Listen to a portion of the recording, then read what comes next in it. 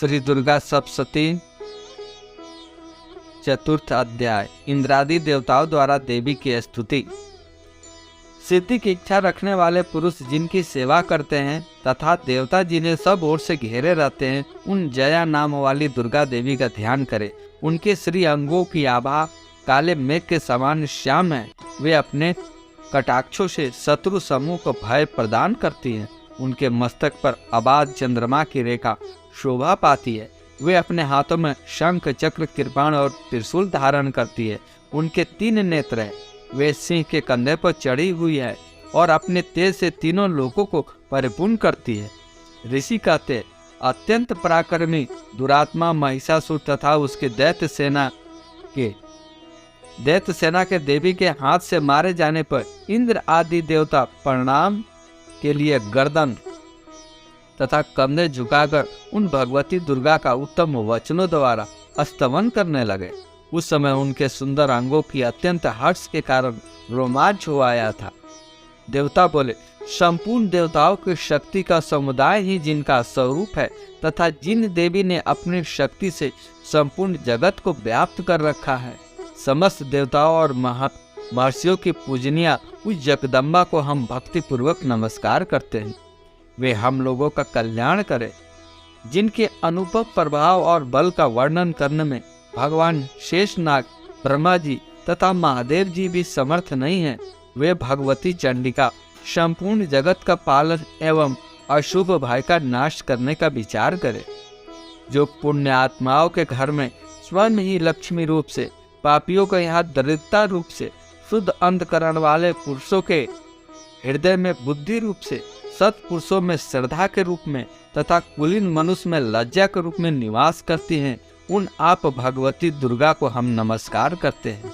हे देवी, आप संपूर्ण विश्व का पालन कीजिए। देवी, आपके इस अचिंत्य रूप का असुरों का नाश करने वाली भारी पराक्रम तथा समस्त देवताओं और दैत्यों के समक्ष युद्ध में प्रकट किए हुए आपके अद्भुत चरित्रों का हम किस प्रकार वर्णन करें। आप संपूर्ण जगत की उत्पत्ति में कारण हैं। आप में सत्व गुण, रजोगुण और तमोगुण ये तीनों गुण मौजूद हैं, तो भी आप दोषों के साथ आपका संसर्ग नहीं जान पड़ता। भगवान विष्णु और महादेव जी आदि देवता भी आपका पार नहीं पाते। आप ही सबका आश्रय हैं। यह समस्त जगत आपका अंशभूत है, क्योंकि आप सबकी आदिभूत अव्याकृता प्राप्त प्रकृतिक है। देवी, संपूर्ण यज्ञों में जिसके उच्चारण से सब देवता तृप्ति लाभ करते हैं, वह स्वाधा आप ही है। इसके अतिरिक्त आप पितरों की भी तृप्ति का कारण हैं। अतएव सब लोग आपको स्वाधा भी कहते हैं। देवी, जो मोक्ष की प्राप्ति का साधन है, अचिंत्य महाव्रत स्वरूपा है, समस्त दोषों से रहित जितेंद्रिय तत्व को ही सार वस्तु मानने वाले तथा मोक्ष की अभिलाषा करने वाले मुनिजन जिसका अभ्यास करते हैं, वह भगवती पराविद्या आप ही है। आप शब्द स्वरूपा है। अत्यंत निर्मल ऋग्वेद, यजुर्वेद और उद्गीत के मनोहर पदों के पाठ से युक्त सामवेद का भी आधार आप ही है। आप देवी, तीनों वेद भगवती 6 ऐश्वर्यों से युक्त है। इस विश्व की उत्पत्ति और पालन के लिए आप ही वार्ता के रूप में प्रकट हुई है। आप संपूर्ण जगत की घोर पीड़ा का नाश करने वाली हैं। देवी, जिससे समस्त शास्त्रों का सार का ज्ञान होता है, वह मेघा शक्ति आप ही है। दुर्गम प्रभाव भाव सागर से पार कराने वाली नौका रूप दुर्गा देवी भी आप है। आपकी कहीं भी आसक्ति नहीं। कैटभ के शत्रु भगवान विष्णु का वक्ष स्थल में एकमात्र निवास करने वाली भगवती लक्ष्मी तथा भगवान चंद्रशेखर द्वारा सम्मानित गौरी देवी भी आप है। आपका मुख मत मुस्कान से सुशोभित, निर्मल, पूर्ण और चंद्रमा के बिंब का अनुकरण करने वाला तथा उत्तम सुवर्ण के मनोहर कांति से कामनीय है। तो भी उसे देखकर महिषासुर को क्रोध हुआ और सहसा उसने उस पर प्रहार कर दिया। यह बड़े आश्चर्य की बात है। देवी, वही मुख जब क्रोध से युक्त होने पर उदय काल के चंद्रमा के भांति लाल लाल और तनी हुई भाव के कारण विकराल हो उठा, तब उसे देखकर जो महिषासुर के प्राण तुरंत ही निकल गए। यह उससे भी बढ़कर आश्चर्य की बात है, क्योंकि क्रोध में भरे हुए यमराज को देखकर भला कौन जीवित रह सकता है। देवी, आप प्रसन्न हो। परमात्मा स्वरूपा आपके प्रसन्न होने पर जगत का अभ्युदय होता है, और क्रोध में भर जाने पर आप तत्काल ही कितने कुलों का सर्वनाश कर डालती है। यह बात अभी अनुभव में आई है, क्योंकि महिषासुर की यह विशाल सेना क्षण भर में आपके कोप से नष्ट हो गई है। सदा बुद्धि प्रदान करने वाली आप जिन पर प्रसन्न रहती है, वे ही देश में सम्मानित हैं। उन्हीं को धन और यश की प्राप्ति होती है। उन्हीं का धर्म कभी स्थिर नहीं होता। वे ही अपने हष्ट पुष्ट स्त्री पुत्र और मृत्यु के साथ धन मानते। देवी, आपके ही कृपा से पुण्यात्मा पुरुष प्रतिदिन अत्यंत श्रद्धा पूर्वक सदा सब प्रकार के धर्मानुकूल कर्म करता है और उसके प्रभाव से स्वर्गलोक में जाता है। इसलिए आप तीनों लोक में निश्चय ही मनोवांछित फल देने वाली है। माँ दुर्गे, आप स्मरण करने पर सब प्राणियों को भय को हर लेती है और स्वस्थ पुरुषों द्वारा चिंतन करने पर उन्हें परम कल्याणमयी बुद्धि प्रदान करती है।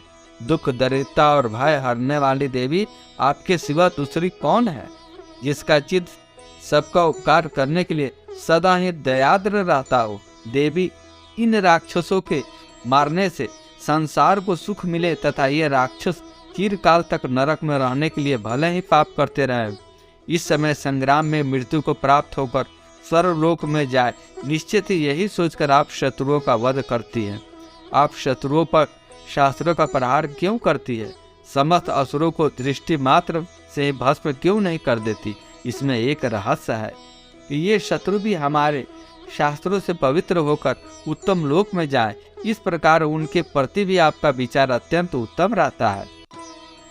खड़ग के तेज पुंज की भयंकर दीप्ति से तथा आपके त्रिशूल के अग्रभाग की धनीभूत प्रभा से चंदियाकर जो असुरों की आंखें फूट नहीं गई, उसमें कारण यही था कि वे मनोहर रश्मियों से युक्त चंद्रमा के समान आनंद प्रदान करने वाला आपके इस सुंदर मुख का दर्शन करते रहे। हे देवी, आपका शील दुराचारियों के बुरे बर्ताव को दूर करने वाला है।